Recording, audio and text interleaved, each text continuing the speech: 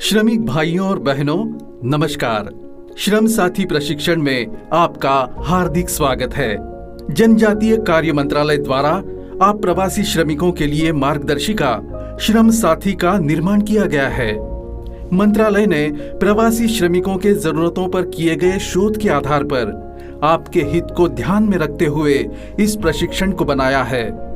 इस मार्गदर्शिका में श्रमिक को अपने गांव में रहते हुए रोजगार तथा सामाजिक सुरक्षा से जुड़ी अनेक सरकारी योजनाओं की जानकारी दी गई है, जिससे आपको अपने गांव में ही रोजगार, खेती या छोटा मोटा कारोबार करने में मदद मिलेगी।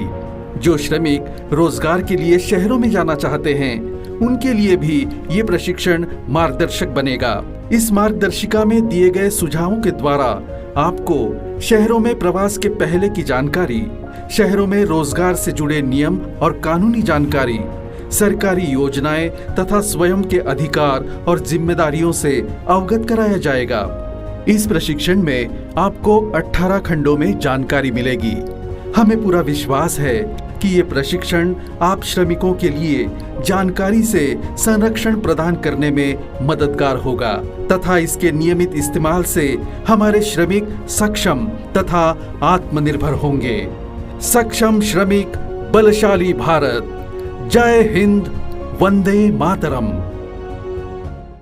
श्रमिक भाइयों और बहनों, इस खंड में हम आपको अपने गांव में मिलने वाली सरकारी योजनाओं की जानकारी देंगे।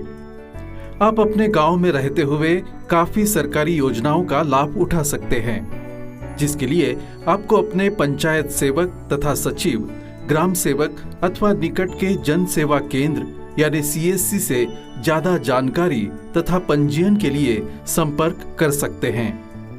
महात्मा गांधी राष्ट्रीय ग्रामीण रोजगार योजना अर्थात मनरेगा, इस योजना में जुड़कर आप कम से कम 100 दिन का रोजगार अपने गांव में ही पा सकते हैं। पंजीकृत होने पर अपना मनरेगा जॉब कार्ड अपने रोजगार सेवक से अवश्य ही प्राप्त करें। आयुष्मान भारत योजना के तहत आप अपने परिवार के लिए 5 लाख रुपए बीमा का लाभ उठाकर बीमारी में होने वाले खर्चे से निजात हासिल कर सकते हैं। प्रधानमंत्री मुद्रा योजना यानी PMMY कोई भी भारतीय नागरिक जो अपना छोटा कारोबार शुरू करना चाहता है, वो PMMY के तहत लोन ले सकता है। अगर आप मौजूदा कारोबार को आगे बढ़ाना चाहते हैं और उसके लिए पैसे की जरूरत है, तो आप प्रधानमंत्री मुद्रा योजना के तहत 10 लाख रुपए तक का लोन ले सकते हैं। मुद्रा योजना के लिए आपकी नजदीकी बैंक में आवेदन कर सकते हैं। इस योजना में 3 तरह के लोन दिए जाते हैं। शिशु लोन, नए कारोबार के लिए शिशु लोन के तहत 50,000 रुपए तक के लोन दिए जाते हैं। किशोर लोन, कारोबार बढ़ाने के लिए किशोर लोन के तहत 50,000 से 5 लाख रुपए तक के लोन दिए जाते हैं। तरुण लोन, पुराने कारोबार के लिए तरुण लोन के तहत 5 लाख से 10 लाख रुपए तक के लोन दिए जाते हैं। किसान सम्मान निधि कार्यक्रम में अपना पंजीकरण कराकर प्रतिवर्ष अपने खाते में 6,000 रुपए प्राप्त कर सकते हैं। PM कन्या योजना के अंतर्गत निकटतम पोस्ट ऑफिस में अपनी 10 वर्ष से कम आयु की बालिका के लिए खाता खुलवा सकते हैं और अधिक ब्याज दर का लाभ उठा सकते हैं। राष्ट्रीय सामाजिक सहायता कार्यक्रम के अंतर्गत आप आपके ऊपर आश्रित परिवारजनों के लिए राष्ट्रीय वृद्धावस्था पेंशन योजना, राष्ट्रीय विधवा पेंशन योजना, राष्ट्रीय विकलांग पेंशन योजना तथा राष्ट्रीय पारिवारिक लाभ योजना का लाभ उठा सकते हैं। राष्ट्रीय ग्रामीण आजीविका मिशन यानी NRLM के अंतर्गत आप आपके गांव में स्वयं सहायता समूह में जुड़कर अपनी पारिवारिक आय की वृद्धि कर सकते हैं। अपने गांव में वन धन योजना का लाभ जरूर लें, ताकि आप वन उपज पर आधारित अपना छोटा व्यवसाय शुरू कर सकते हैं। इसके लिए आप अपने स्वयं सहायता गट से तथा पंचायत से इसकी जानकारी लें। प्रधानमंत्री आवास योजना ग्रामीण, इस योजना का लाभ उठाकर मुफ्त में आप अपना घर बना सकते हैं। पशुधन बीमा योजना, इस योजना के अंतर्गत आप अपने दुधारू मवेशी का बीमा करा ले। ताकि दुर्घटना, बीमारी, सर्जिकल ऑपरेशन, हड़ताल, दंगा, भूकंप के दौरान उनकी मृत्यु हो जाने पर आपको क्षतिपूर्ति मिल सकती है। किसान क्रेडिट कार्ड यानी KCC, इस योजना में आपको 1,06,000 रुपए तक का लोन बिना गारंटी मिल सकता है। कृषि विकास केंद्र, कृषि विकास योजना के अंतर्गत कृषि विकास केंद्र से उन्नत कृषि पद्धति के बारे में जानें, जहां से आपको कृषि योजनाओं की जानकारी मिल सकती है। मछुआरों के लिए केंद्रीय सहायता योजना, इसमें घर के निर्माण में आर्थिक सहायता मिलेगी। ग्रामीण भंडारण योजना, छोटे किसानों को अपने उत्पाद को ज्यादा समय तक रखकर बेचने में इस योजना के अंतर्गत सहायता मिल सकती है। जननी सुरक्षा योजना, ये राष्ट्रीय स्वास्थ्य मिशन यानी NHM के तहत एक सुरक्षित मातृत्व कार्यक्रम है, जिसमें गर्भवती महिलाओं को हर माह 500 रुपए तक आर्थिक मदद मिल सकती है। आंगनबाड़ी योजना यानी ICDS, ये 6 वर्ष तक के उम्र के बच्चों, गर्भवती तथा स्तनपान करने वाली महिलाओं को स्वास्थ्य, पोषण एवं शैक्षणिक सेवाओं का एकीकृत सेवा प्रदान करने वाली योजना है। आपके परिवार में 6 साल से कम उम्र के बच्चे और गर्भवती महिला है तो आप इस योजना का लाभ जरूर लें। राष्ट्रीय बाल श्रम परियोजना, इस योजना में बाल श्रम में संलिप्त बच्चों और उनके परिवार को लाभ मिल सकता है। कस्तूरबा गांधी बालिका विद्यालय, ये योजना अनुसूचित जाति एवं जनजाति, पिछड़ा वर्ग तथा अल्पसंख्यक वर्गों की बालिकाओं के आवासीय शिक्षा के लिए है। निकटतम आश्रय स्कूल या एकलव्य मॉडल आवासीय विद्यालय में अपने बच्चों की मुफ्त शिक्षा ग्रहण कर सकते हैं। सक्षम योजना, इस योजना के अंतर्गत दिव्यांग बच्चों को उच्च शिक्षा हेतु छात्रवृत्ति मिलेगी।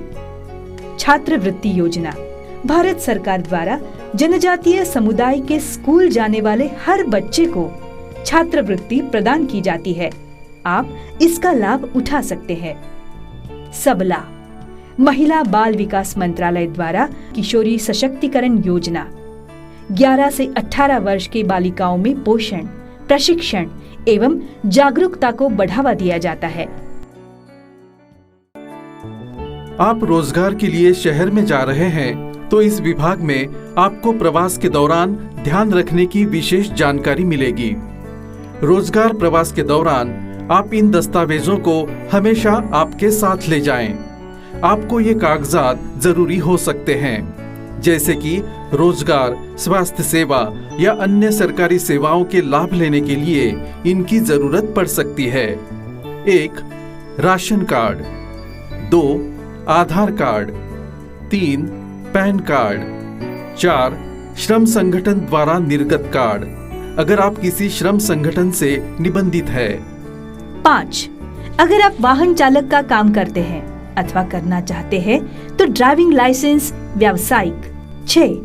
पासपोर्ट, अगर आप अंतर्राष्ट्रीय सीमा के पास काम करते हैं। 7. Voter card. 8. जन्म प्रमाण पत्र, परिवार में जन्मे हर बच्चे का जन्म प्रमाण पत्र सुनिश्चित करें। 9. शिक्षात्मक प्रमाण पत्र। 10.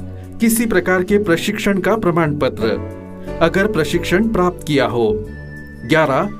जाति प्रमाण पत्र। 12. आय प्रमाण पत्र। 13. अगर आप हथियारबंद सुरक्षा प्रहरी का कार्य करते हैं तो वैध हथियार यानी आर्म रखने का वैध लाइसेंस। 14. रेलवे पहचान पत्र, अगर आप भारतीय रेल के लिए कूली अथवा मजदूर का काम करते हैं। 15. दिव्यांगों के लिए UDID यानी स्वावलंबन कार्ड। 16. विवाह प्रमाण पत्र। 17. Ayushman Bharat health card. यात्रा से पहले की आवश्यक जानकारी। आप रोजगार के लिए शहर में जा रहे हैं तो इस विभाग में आपको यात्रा से पहले की आवश्यक जानकारी मिलेगी। जब आप प्रस्थान की तैयारी कर रहे हैं तो प्रस्थान के पूर्व ये सुनिश्चित कर लें कि आपके पास सभी जरूरी दस्तावेजों की प्रतियां उपलब्ध हैं। कुछ प्रतियां कम से कम 2 आपके स्थायी पते या स्थायी घर पर भी होनी चाहिए। आप अपने निकट के जन सेवा केंद्र यानी CSC अथवा प्रज्ञा केंद्र की मदद से अपने सारे दस्तावेजों की सॉफ्ट कॉपी डिजी लॉकर में भी रखवा लें। प्रस्थान के पहले अपने परिवार, समुदाय के अगुआ या मुखिया तथा अपने पंचायत को आपके प्रवास से जुड़ी सारी जानकारी दे सकते हैं, जैसे कि आपके रहने और रोजगार का पता, आपके ठेकेदार का नाम और फोन नंबर इत्यादि, जिससे किसी परेशानी के समय आपको जानकारी दे सकें या आपात स्थिति में आपकी मदद की जा सके। प्रस्थान के पूर्व निकटतम प्रवासी संसाधन केंद्र में यानी MRC में, जो ग्रामीण मंत्रालय की ओर से चलाए जाते हैं, और जिला श्रम कार्यालय में निबंधन जरूर सुनिश्चित करें, जिससे आपको सरकारी योजनाओं में पंजीकरण होने की अधिक जानकारी मिल सकती है।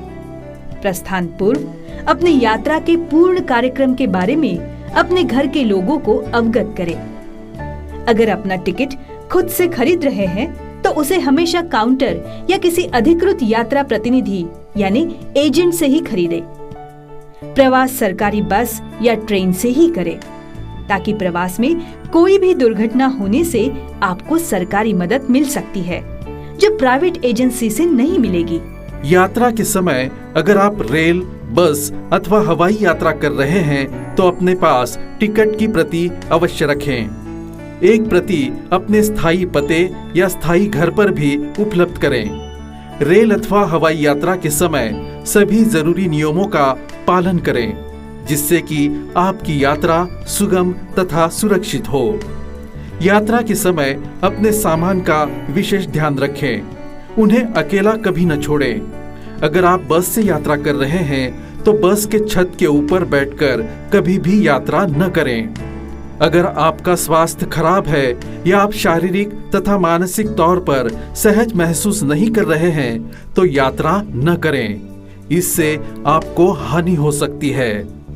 यात्रा के पूर्व अथवा यात्रा के समय किसी भी प्रकार के मादक पदार्थ का सेवन न करें।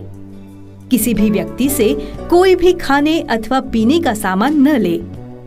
खाने तथा पीने का सामान रेल के अधिकृत दुकान एवं व्यक्ति से ही खरीदे।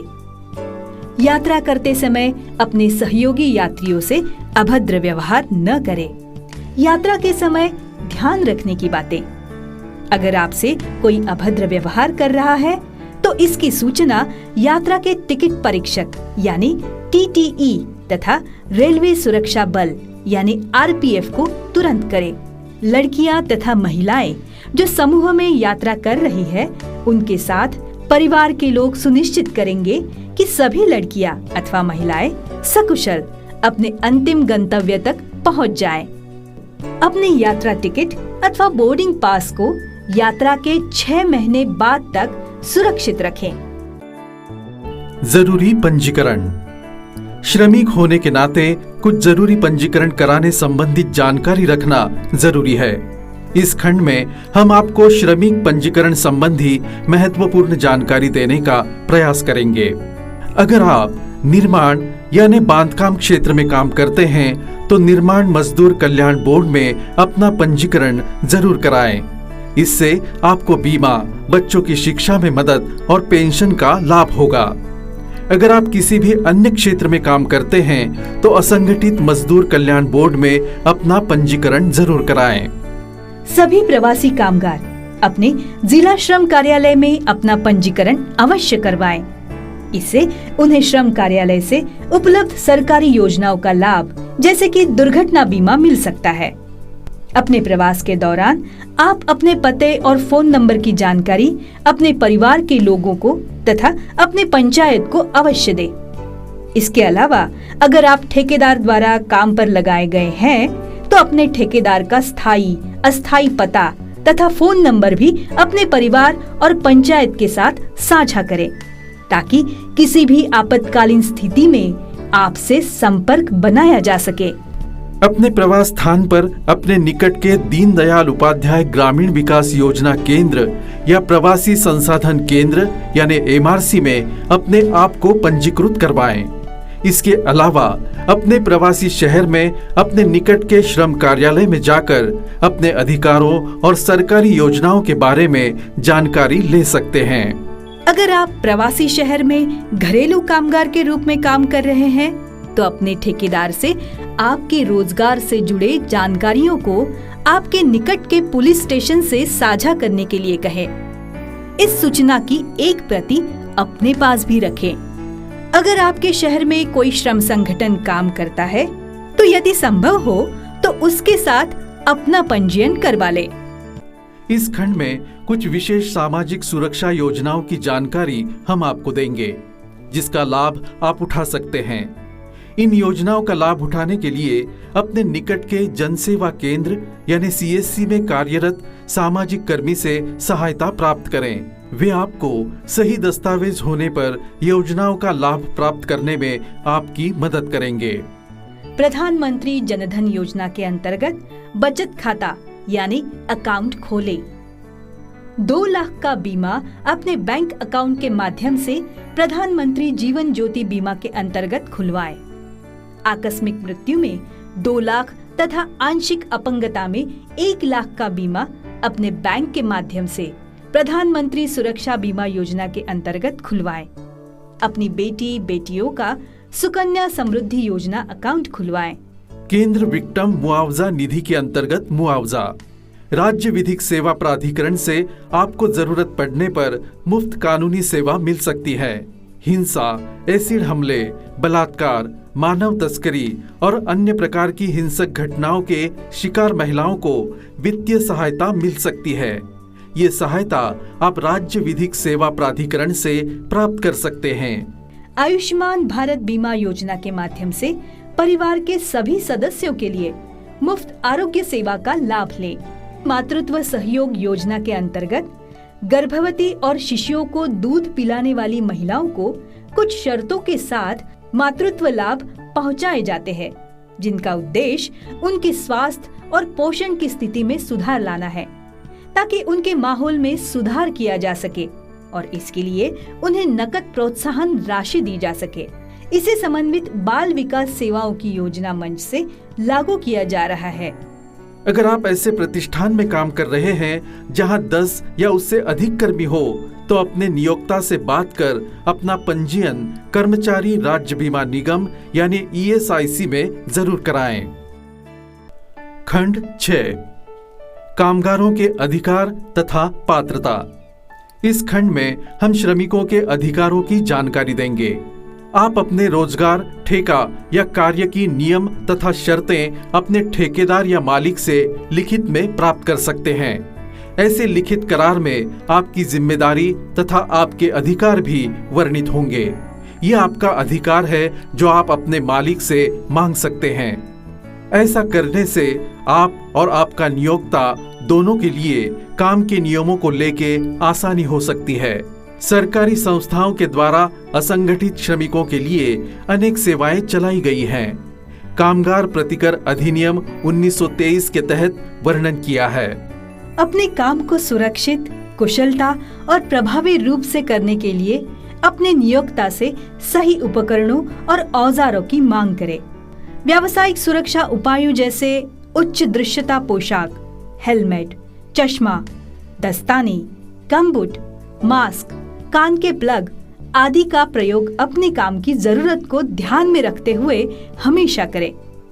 अगर आप किसी निबंधित संस्थान अथवा ठेकेदार के साथ काम कर रहे हैं तो अपना पहचान पत्र संस्थान अथवा ठेकेदार से अवश्य बनवाएं। अपनी हाजिरी डायरी अथवा रजिस्टर में प्रतिदिन दर्ज करें। बायोमेट्रिक सिस्टम लगा होने पर हर दिन अपनी उपस्थिति उस सिस्टम में दर्ज करें। महिला तथा पुरुष एक समान कार्य के लिए एक समान मजदूरी के हकदार हैं। ध्यान रखें कि आपको प्रवासी राज्य के तय न्यूनतम दैनिक मजदूरी दर से कम ना मिल रहा हो। अगर कम मिल रहा है तो प्रथम अपने मालिक या नियोक्ता से बात करें। अगर वो नहीं दे तो जिला श्रम कार्यालय में शिकायत कर सकते हैं। हफ्ते में एक दिन आपको छुट्टी मिलेगी, जिसके लिए आपका वेतन नहीं काटा जाएगा। मजदूरी भुगतान से संबंधित कोई भी शिकायत आप लेबर कोर्ट में 1 साल तक दर्ज करवा सकते हैं। काम के दौरान दुर्घटना होने पर काम करने वाला तथा काम पर ले जाने वाला दोनों ही जिम्मेदार होंगे। मुआवजे की राशि आपके और आपके नियोक्ता के बीच कार्य शुरू होने से पहले तय होनी चाहिए। इसका वर्णन नियोक्ता द्वारा दिए गए अनुबंध में भी होना चाहिए। मृत्यु अथवा अपंगता की स्थिति में आप सरकार से मुआवजे के लिए हकदार है, परंतु इसके लिए आपको सरकार से श्रम कार्यालय से निबंधित होना अनिवार्य है।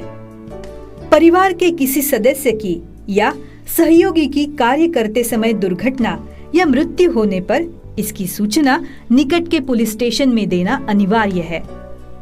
उसकी प्राथमिकी की प्रति अपने पास अवश्य रखें।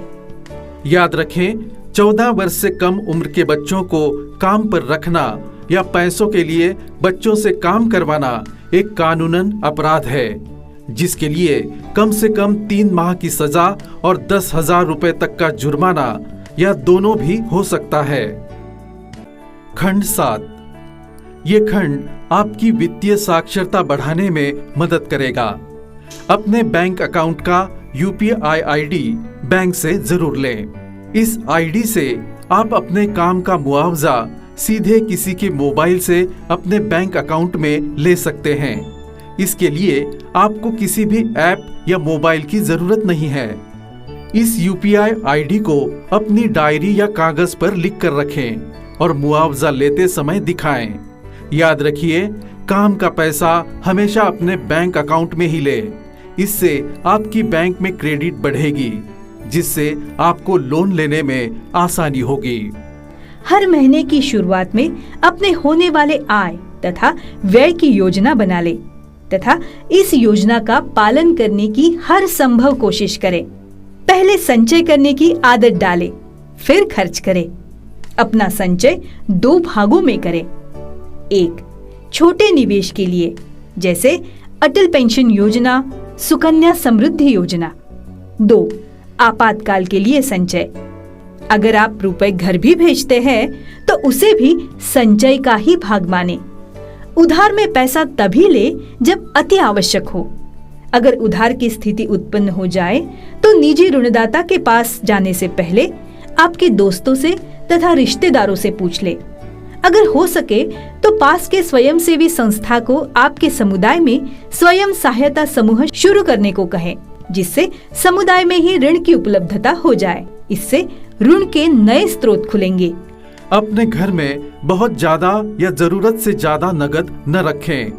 घर में नगद रखने के बजाय प्रधानमंत्री जनधन योजना के अंतर्गत अपना जमा खाता खुलवाएं। कभी भी ऐसी योजनाओं में निवेश न करें जो कम समय में आपका पैसा दुगना या तिगुना करने का प्रलोभन दे। अपना बैंक खाता नंबर, डेबिट अथवा क्रेडिट कार्ड नंबर किसी भी व्यक्ति को अकारण न दें। किसी अपरिचित को तो बिल्कुल न दें। अगर आपको कोई अपरिचित फोन कर किसी लिंक को भेजे और दबाने बोले अथवा किसी ऐप को डाउनलोड करने बोले तो ऐसा कभी ना करें। कोई भी बैंक आपको ऐसा करने के लिए नहीं बोलता। अगर कोई बैंक का नाम लेकर आपको ऐसा करने को बोलता है तो ध्यान रखिए, वो आपका पैसा गबन करना चाहता है। अपने फोन पर आए OTP यानी 1 टाइम पासवर्ड को किसी को भी न बताएं। ऐसा करने से आपके पैसे आपके खाते से ऑनलाइन अपराधी निकाल लेंगे। अगर कोई आपको फोन करके बोले कि आपका बैंक खाता लॉक या बंद हो जाएगा और आपसे आपके खाते के बारे में, डेबिट कार्ड का नंबर या सुरक्षा पिन पूछे तो किसी भी हालत में कुछ न बताएं। किसी प्रकार का संदेह या सवाल हो तो अपने बैंक से सलाह लें। जब भी आप किसी से नगद राशि ले तो दिए गए नोटों की वैधता जांच कर ले कि वे असली नोट हैं। ATM से पैसे की निकासी के समय ध्यान रखें कि आपके आसपास कोई ना हो। किसी से मदद कभी न ले। हमेशा ऐसे ATM से पैसे की निकासी करे जो किसी बैंक के अंदर अथवा किसी बैंक से जुड़ा हो। अपने डेबिट कार्ड को ध्यान से रखें। कार्ड को पानी से दूर रखें तथा उसे मोड़े नहीं। उसके पीछे सफेद पट्टी पर अपने हस्ताक्षर जरूर करें। अगर कभी आपका कार्ड खो जाए तो इसकी सूचना तुरंत बैंक के मुफ्त हेल्पलाइन नंबर पर दें, जो कार्ड के पीछे लिखा होता है।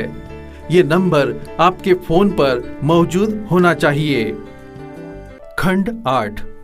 इस खंड में आपके स्वास्थ्य के लिए कुछ महत्वपूर्ण जानकारी हम देंगे। हमेशा घर का बना गर्म खाना ही सेवन करें, जिसमें आप हरी सब्जी, दाल, चावल, रोटी, सलाद शामिल करें। रोजाना एक बार दूध या दही का भी सेवन अवश्य करें। मांस में चिकन या मछली का सेवन करें। याद रखें, लाल मांस खाने से बचें। इससे आपकी सेहत को हानि हो सकती है। बाहर का खाना न खाएं। यदि उपयोग करना पड़े तो गर्म खाने का ही सेवन करें। अपने पास हमेशा कुछ सूखा खाना रखें, जिसे आप काम के दौरान भी खा सकते हो। पीने का पानी हमेशा सुरक्षित स्रोत से ही इस्तेमाल करें, जैसे सरकारी नल अथवा कुआं जो 100 फीट से गहरा हो। पानी को हमेशा छानकर और उबाल कर ही सेवन करें। काम पर जाने से पहले पेट भर भोजन करें और पर्याप्त पानी का सेवन करें। किसी भी बर्तन से पानी निकालते समय लंबे हाथ वाले कलछुल का प्रयोग करें। कभी भी पीने के पानी के बर्तन में हाथ या उंगली न डुबाएं। खाना खाने से पहले तथा शौच के बाद हमेशा अपने हाथ साबुन से धोएं। खाना खाने तथा बनाने वाले बर्तन हमेशा साफ रखें। स्वास्थ्य सेवाएं प्राप्त करने के लिए अपने निकट के सरकारी स्वास्थ्य केंद्र में जाएं तथा निकट के स्वास्थ्य केंद्र के बारे में अधिक जानकारी आप आंगनबाड़ी केंद्र अथवा पुलिस से ले सकते हैं। आप अपने पास के स्वास्थ्य केंद्र में जाकर अपने रक्तचाप और ब्लड शुगर की नियमित जांच अवश्य कराएं। अपने निकट के आंगनबाड़ी से सरकार द्वारा मुफ्त में दिए जाने वाले अल्बेंदाजोल तथा आयरन की गोलियां अपने परिवार के लिए अवश्य प्राप्त करें। अपने घर में हमेशा एक प्राथमिक चिकित्सा किट यानी फर्स्ट एड बॉक्स जरूर रखें। इसमें आप बुखार, दर्द, उल्टी, दस्त, ORS का पैकेट, रुई, पट्टी, घाव में लगाने के लिए दवाई तथा थर्मामीटर अवश्य रखें। अपने परिवार नियोजन के बारे में जानने के लिए अपने निकट के स्वास्थ्य केंद्र में जरूर जाएं। ध्यान रखें कि आपके बच्चे को संपूर्ण टीकाकरण मिले। बच्चे का टीकाकरण कार्ड बच्चे के जन्म के समय ही बनाना सुनिश्चित करें। इस कार्ड को सुरक्षित रखें। मानसिक तौर पर अपने को स्वस्थ रखने के लिए अपने परिवार के लोगों और मित्रों से हमेशा बात करें। अगर आप किसी रोग से ग्रस्त है तो उस रोग को टालें नहीं और तुरंत स्वास्थ्य सहायता लें। किसी मादक पदार्थ का सेवन न करें, जिससे आपके स्वास्थ्य को क्षति हो सकती है। महिलाओं को खासकर अपने स्वास्थ्य का ध्यान रखना, जैसे कि उन्हें अपने साफ सफाई, जिसमें मासिक धर्म से संबंधित साफ सफाई जुड़ी है, उसका विशेष ध्यान रखना पड़ेगा। हमेशा याद रखें कि आप एक अन्य शहर में अपने परिवार के लिए काम करने आए हैं। आपको सकुशल घर लौटना है। खंड 9।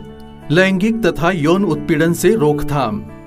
इस खंड में आपको कुछ विशेष सावधानी की जानकारी दी जाएगी। सावधान रहे, घरेलू हिंसा से आपको जेल जाने की नौबत आ सकती है। अपनी पत्नी से किसी प्रकार की शारीरिक अथवा मानसिक हिंसा न करें। किसी बच्चे का यौन उत्पीड़न कानूनन जुर्म है। आपको लैंगिक उत्पीड़न से बच्चों के संरक्षण का अधिनियम 2012 यानी पोस्को के अंतर्गत कड़ी सजा मिल सकती है। छिनताई, चोरी, डकैती, मारपीट, हथियार रखना, बिना लाइसेंस गाड़ी चलाना, फर्जी दस्तावेजों के आधार पर देश छोड़ने की कोशिश, ये सभी कानूनन अपराध है जो आपको कठोर सजा दिला सकते हैं। सावधान रहे, ऐसी कोई भी वीडियो न बनाए अथवा शेयर करे जो कामुक हो। ऐसे करना कानूनन अपराध है। ऐसी कोई भी सूचना, संदेश, वीडियो, ऑडियो अपने फोन, कंप्यूटर अथवा लैपटॉप से शेयर न करे जिससे किसी की धार्मिक अथवा जातीय भावना को ठेस पहुंचे। ऐसा करना भी एक अपराध है। अगर आप एक महिला है और घरेलू हिंसा अथवा कार्य क्षेत्र में यौन उत्पीड़न की शिकार है तो कृपया चुप न रहें, चुप्पी तोड़े और इन सब के बारे में पास के स्वयंसेवी संस्था, पुलिस और कानूनी संस्थाओं को अवगत कराएं और उनसे जरूरी मदद लें। अगर आपके आसपास कोई भी संदेह वस्तु या बैग दिखे या कुछ भी गैर कानूनी का संदेह लगे तो तुरंत 100 पर कॉल करके पुलिस को सूचना दे। हमेशा सावधान रहे और देश के कानून का सम्मान करें। खंड 10। इस खंड में हम आपको आपके सामाजिक पूंजी को विकसित करने के तरीके बताएंगे।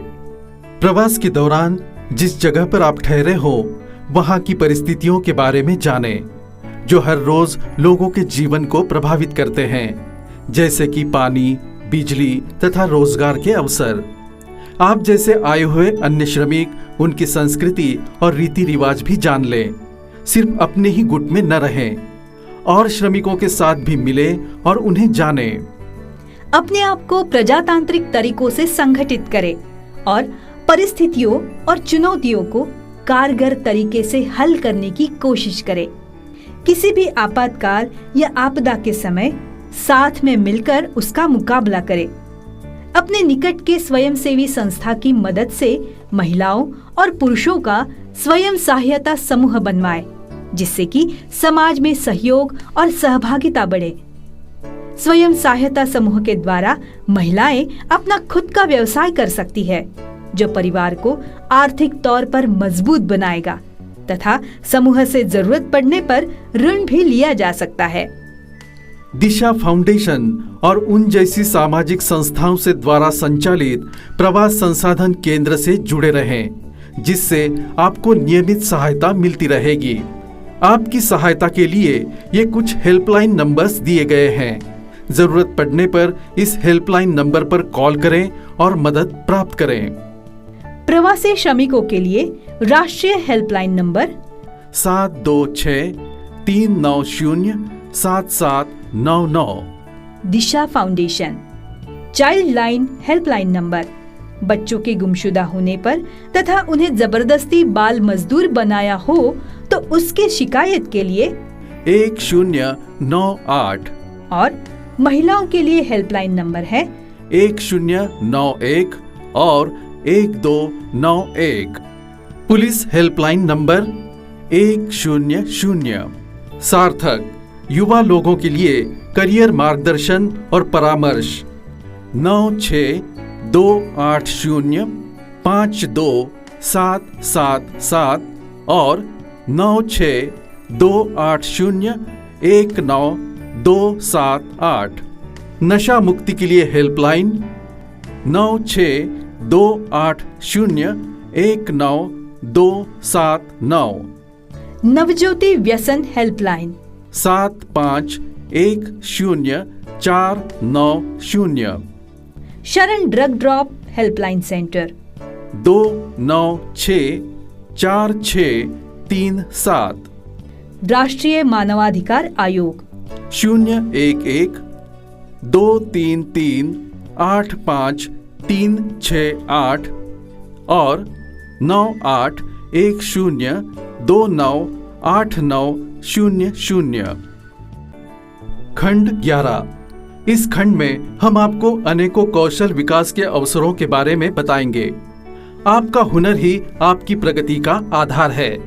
हुनर को प्रशिक्षण से बढ़ाएं। आपके हुनर को बढ़ाने के लिए ये कुछ योजनाएं मददगार होंगी। आप जहां प्रवास कर रहे हैं वहां के स्थानीय भाषा को सीखने का प्रयत्न करें। अगर आपके आसपास मुफ्त में या इंटरनेट से अंग्रेजी सीखने की सहूलियत हो तो अंग्रेजी जरूर सीखें। प्रधानमंत्री कौशल विकास योजना। अगर आप बेरोजगार युवा हैं तो तुरंत ही प्रधानमंत्री कौशल विकास केंद्र में अपना नामांकन करवाएं। अगर काम के अलावा भी आपके पास समय है तो सरकारी ITI में शागिर्दी प्रशिक्षण अथवा शिल्पकार प्रशिक्षण में स्वयं को नामांकित करें। ITI कोर्स के लिए 8वीं, 10वीं और 12वीं पास छात्र एडमिशन ले सकते हैं। अगर आपको गवर्नमेंट ITI में एडमिशन मिल जाता है तो कोई फीस नहीं देनी होगी। लेकिन अगर आप प्राइवेट कॉलेज में करना चाहते हैं तो वहाँ के कॉलेज के अनुसार आपको फी देनी होगी।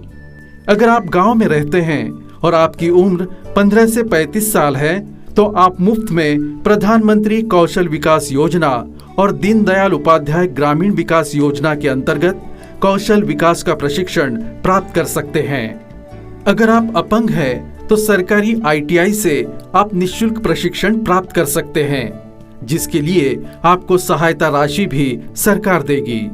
विकलांग जनों के बौद्धिक और शारीरिक क्षमताओं के दृष्टिगत उनके कौशल विकास के लिए सरकारी या गैर सरकारी संस्थानों के माध्यम से प्रशिक्षण आयोजित करके उन्हें स्वयं रोजगार के अवसर प्रदान करना।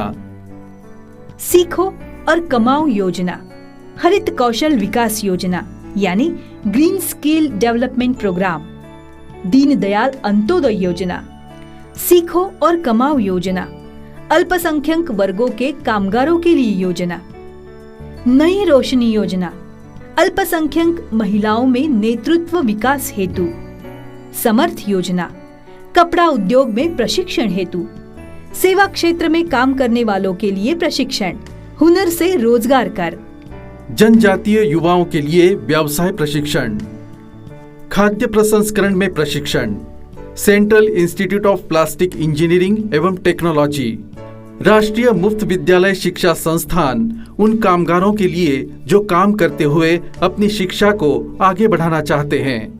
जन शिक्षा संस्थान अल्पसंख्यक कामगारों के लिए सीखो और कमाओ, अपग्रेडिंग स्किल एवं training in traditional art craft for development, नई मंजिल, मौलाना आजाद राष्ट्रीय कौशल संस्था, युवाओं के लिए शागिर्दी और कौशल में उच्च शिक्षा।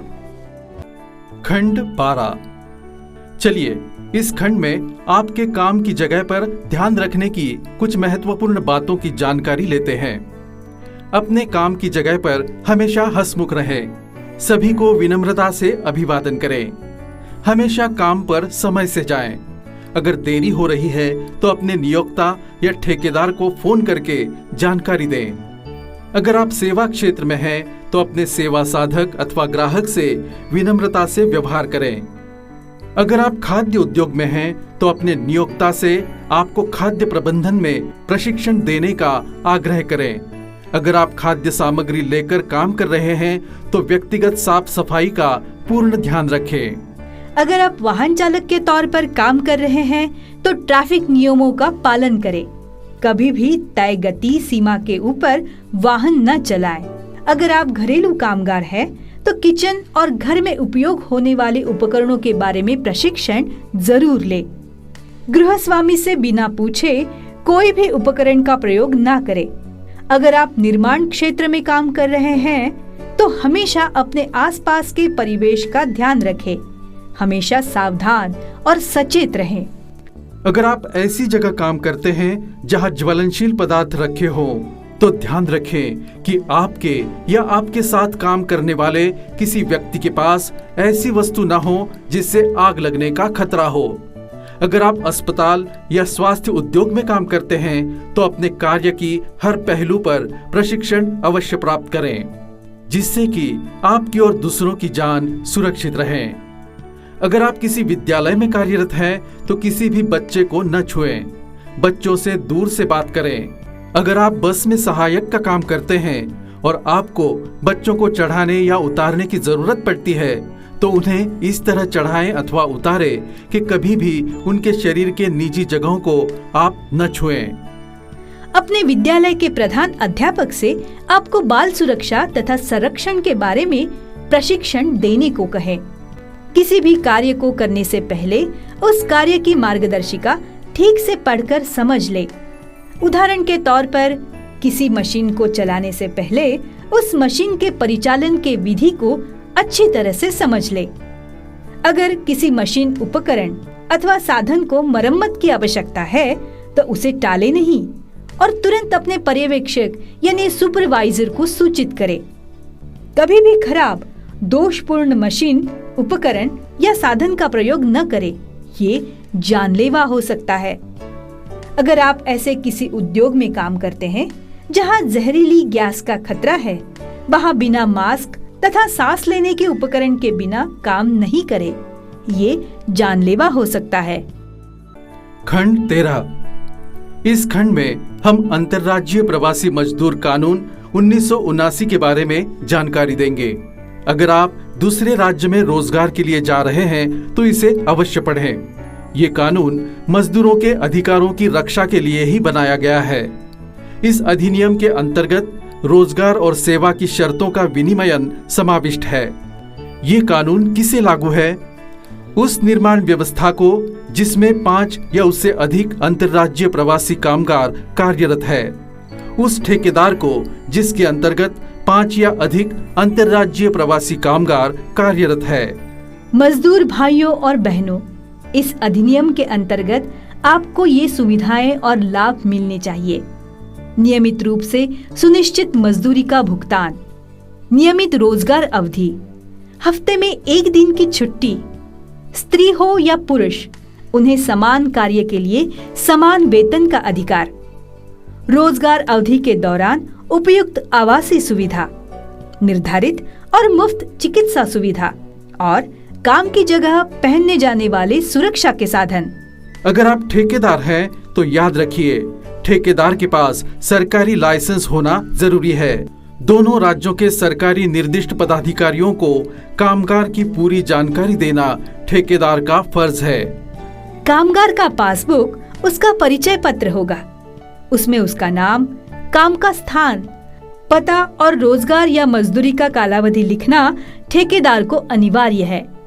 मजदूरी के प्रस्तावित मुआवजों और मजदूरी के भुगतान के तरीकों का विवरण पासबुक में होना चाहिए। हर अंतर्राज्य प्रवासी मजदूर भर्ती के समय विस्थापन भत्ते का हकदार है। 75 रुपए या मासिक मजदूरी के 50% जो भुगतान अधिक हो। रोजगार अवधि के समाप्ति के बाद मजदूर को अपने राज्य में लौटने के लिए वापसी किराया और अन्य जरूरी भुगतान की रकम अदा करना ठेकेदार को अनिवार्य है। मजदूर भाइयों और बहनों, ध्यान में रखें, पासबुक में रोजगार अवधि दरमियान भर्ती होने की तारीख लिखी हो। अपना पासबुक खुद पढ़े या किसी से पढ़ कर ले और समझ ले। काम के दिनों की हाजिरी पासबुक में हो। हर मजदूर को रोजगार अवधि में साफ सुथरा पानी उपलब्ध हो। महिला कामगार को आवास के साथ साथ प्रसाधन गृहों की सुविधाएं उपलब्ध होनी चाहिए। मजदूरों के 6 साल से छोटे बच्चों के लिए सुरक्षा घरों की और बड़े बच्चों के लिए खेल घरों की सुविधा उपलब्ध होनी चाहिए। याद रखिए, काम करते समय कई घातक दुर्घटना या किसी कामगार को शारीरिक चोट के मामले में दोनों राज्यों के निर्दिष्ट अधिकारियों को यानी कामगार आयुक्त कार्यालय और मजदूर के परिजनों को रिपोर्ट करने की जिम्मेदारी ठेकेदार की है तथा निर्माण व्यवस्था की है। मजदूर तथा उसके परिजन ऐसी परिस्थिति में नुकसान भरपाई के हकदार हैं। कानून समझना मजदूरों का हक है और संगठित होने की प्रेरणा उनमें जगाना मानवीयता में विश्वास रखने वाले का कर्तव्य है। खंड 14। संविधान के अनुसार आपके मौलिक अधिकार। इस खंड में आपको भारत के संविधान के अनुसार आपके मौलिक अधिकारों की जानकारी दी गई है। संविधान के तहत मौलिक अधिकार: 1. समानता का अधिकार। कानून के समक्ष सभी नागरिक समान हैं। 2. स्वतंत्रता का अधिकार। संघ निर्मित करने, शांतिपूर्वक एकत्र होने और देश के किसी भी कोने में निर्विरोध घूमने की स्वतंत्रता। 3. शोषण के विरुद्ध अधिकार। मनुष्यों का क्रय विक्रय, बेगार तथा किसी अन्य प्रकार का जबरदस्ती से लिया गया श्रम निषेध है। 4. धार्मिक स्वतंत्रता का अधिकार। अपनी पसंद के किसी भी धर्म का पालन करने की स्वतंत्रता। 5. संस्कृति और शिक्षा से संबद्ध अधिकार। किसी भी सरकारी शिक्षा संस्थान में प्रवेश पाने में कोई भेदभाव नहीं। 6.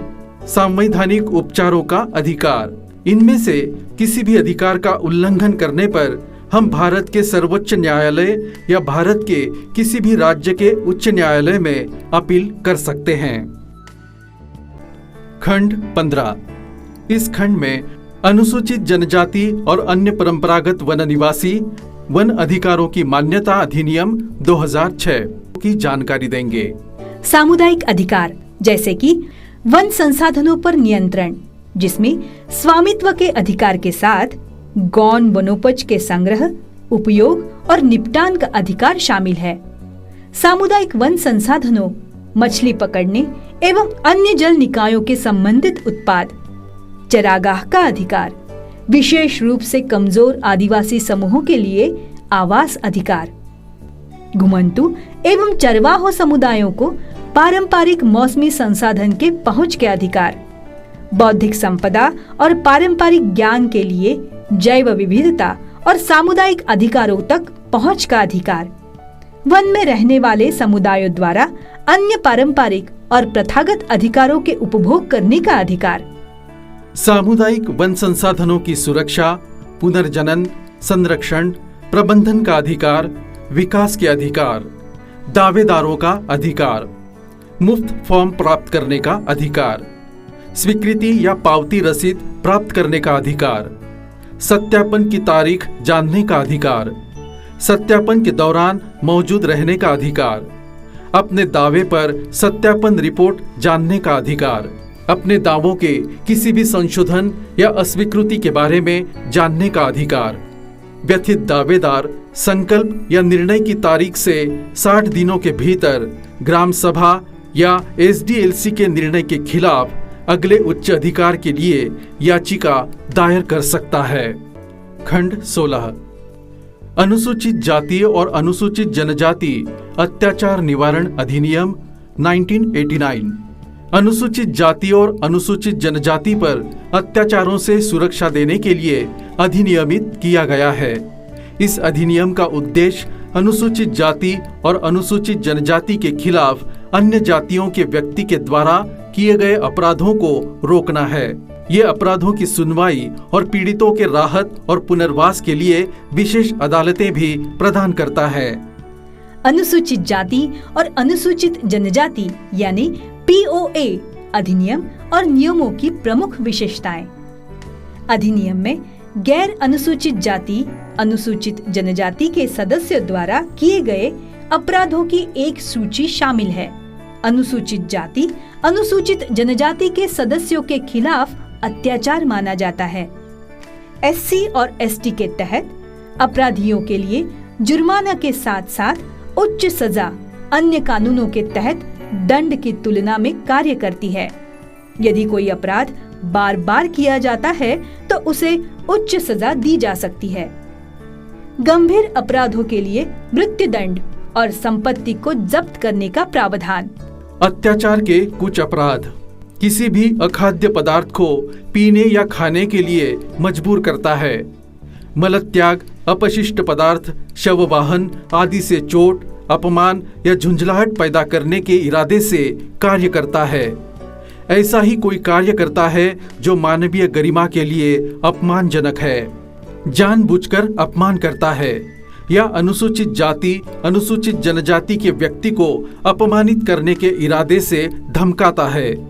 किसी अनुसूचित जाति, अनुसूचित जनजाति महिलाओं के लिए अपमान या उपयोग करना।